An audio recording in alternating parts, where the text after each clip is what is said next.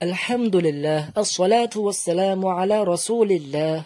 আমাদের তখতি নাম্বার ২৬ চলছিল, যার মধ্যে অনেকগুলো পার্ট পড়ানো হয়ে গেছে। আজকের আমরা ইনশাআল্লাহ এখান থেকে পড়া শুরু করব।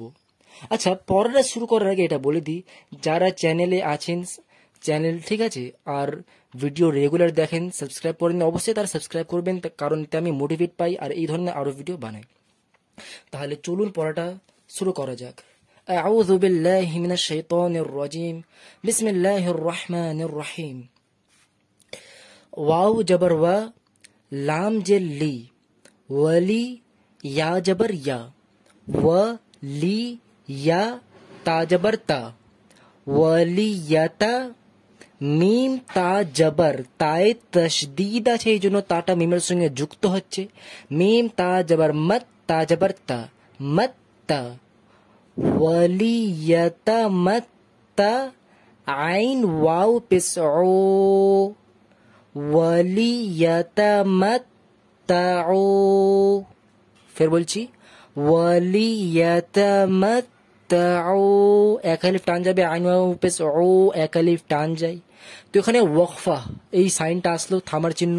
থামার কায়দাগুলো আমি সমস্ত পড়ে ফেলেছি তখতি নাম্বার ২৭-এ। সুতরাং যদি কেউ সেই ভিডিও না দেখে থাকেন, তখতি নাম্বার ২৭-এর ডিসক্রিপশনে লিঙ্ক আছে, সেখান থেকে ভিডিও দেখতে পারেন, অথবা আমার চ্যানেলের প্লে লিস্টে যাবেন, সেখানে সমস্ত তখতিগুলো আছে পরপর, ঠিক আছে। তো সেখান থেকে তখতি নাম্বার ২৭টা দেখে নেবেন, যদি এখানে এইসব ওয়াকফের চিহ্নের কায়দা যদি আপনি না জানেন।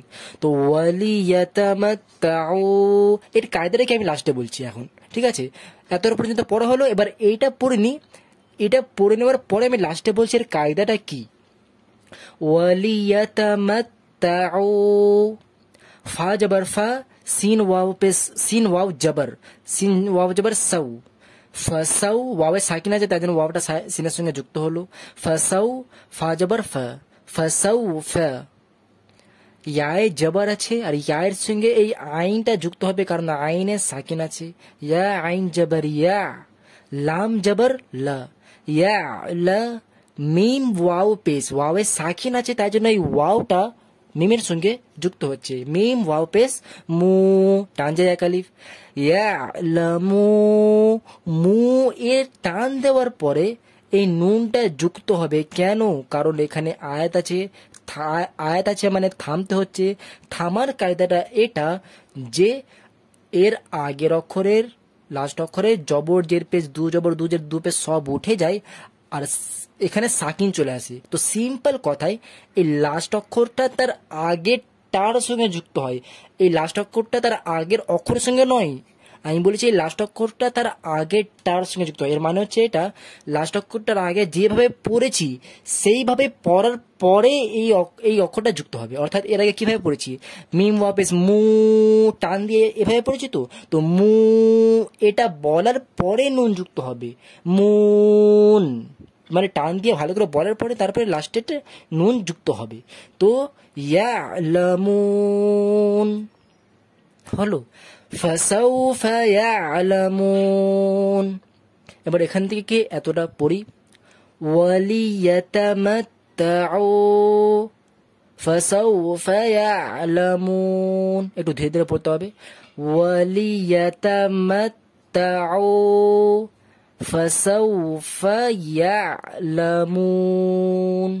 এটা নর্মাল পড়লাম। এবার এই ওয়াকফা এই সাইনটার কায়দাটা বলি। এই কায়দাটা আমি সব পড়েছি আগে, কায়দায় এখন বলে দিচ্ছি। এই সাইনটাই কি করতে হয়, ওয়াকফা অথবা সিন অথবা সাক্তা। সাক্তা হচ্ছে এই সাইনটা, এটা হচ্ছে সাক্তা। তো এখানে ওয়াকফা আসলো, ওয়াকফা বা সাক্তার সেম কাজ। কি কাজ? এখানে আপনাদের ১ সেকেন্ডের জন্য থামতে হবে, বাট নিঃশ্বাস ছাড়া যাবে না। ফের বলছি, ১ সেকেন্ডের জন্য থামবেন, এখানে থামতে হবে, বাট ১ সেকেন্ডের জন্য। অর্থাৎ ১ সেকেন্ডের বেশি, অর্থাৎ বেশি সময়ের জন্য থামা যাবে না।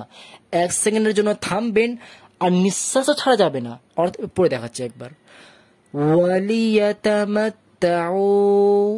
ফাসাউফা ইয়ালামুন।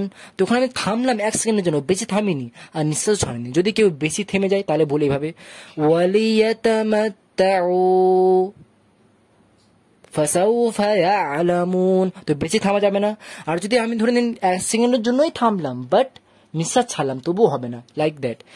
ওয়ালিয়াতামাত্তাউ ফাসাউফা ইয়ালামুন, তো আমি এখানে নিঃশ্বাস নিয়েছিলাম, তো নিঃশ্বাস নেওয়া যাবে না আর 1 সেকেন্ডের জন্যই থামতে হবে। তো এটা হচ্ছে ওয়াকফা অথবা সাকত আসলে এইটা করতে হয়। তো এবার এখান থেকে এতটা পুরো পারফেক্টলি বলছি, ভালো করে শুনুন।